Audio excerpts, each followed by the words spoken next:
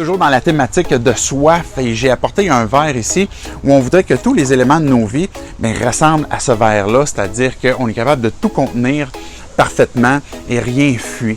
Mais la réalité n'est pas comme ça, parce que si que ce soit, on voudrait comme bien éduquer nos enfants, qu'ils puissent avoir un cours de musique et puis jouer au soccer, on veut que notre appartement, notre maison soit bien rangé, puis que ça soit comme Pinterest parfait, et puis qu'il n'y ait jamais de vaisselle qui traîne, et puis que notre relation de couple va bien, que ma cote air à l'école est super bonne, que je réussis d'aller au gym, et puis que j'ai mon jardin bio. On voudrait avoir comme des aspects comme ça de nos vies qui soient tous contrôle puis bien contenus, mais la réalité est que, au travail, ça se passe pas comme je voudrais. Dans ma relation de couple, ça se passe pas comme je voudrais non plus. Je ne réussis pas à éduquer mes enfants de la façon que je voudrais. Il y a tout le temps de la vaisselle qui traîne sur le comptoir, puis mon jardin bio, mais ça ressemble beaucoup plus souvent qu'autrement à du McDonald's. Et puis, je voudrais comme avoir du beau linge puis bien paraître, mais la réalité, c'est que mon linge, il traîne souvent dans ma chambre à quelque part, et puis ma vaisselle n'est pas tout le temps propre. Puis là, moi qui veux prendre soin de l'environnement, je vais m'acheter des assiettes en plastique parce que je veux pouvoir avoir un petit peu plus de temps. Je veux pouvoir avoir de l'argent pour aller faire un voyage, mais la réalité, c'est que il faudrait que je travaille encore plus, puis j'arrive pas, puis que je voudrais m'entraîner à travers ça.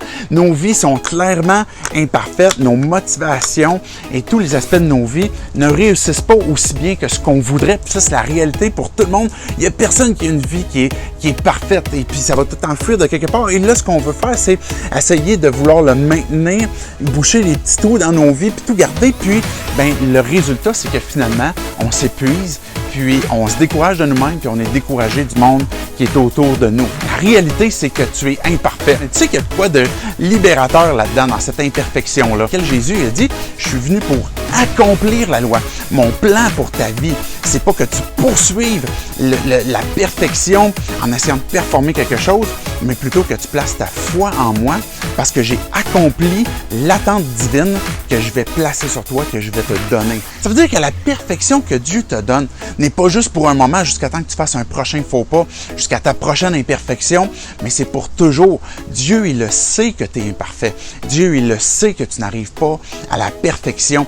Et c'est la raison pour laquelle il nous a donné Jésus. Quand on décide de placer notre foi en lui, ça veut dire qu'on décide de se reposer en lui. On décide de lui donner notre vie, que notre vie puisse reposer dans la sienne, et que maintenant, ma vie, si elle peut être parfaite, c'est pas parce que maintenant, il n'y a plus rien qui fuit, il n'y a plus d'impureté, il n'y a plus d'imperfection, mais c'est parce que maintenant, je vis dans la foi au Fils de Dieu, dans la vie de Jésus-Christ qui m'a été donnée. Si mes comportements, j'arrive pas à les changer, si les motivations profondes même de mon cœur, il y a encore des mensonges qui sont là, je vais obtenir l'approbation des gens, j'ai la peur de l'échec, j'ai des insécurités qui sont là.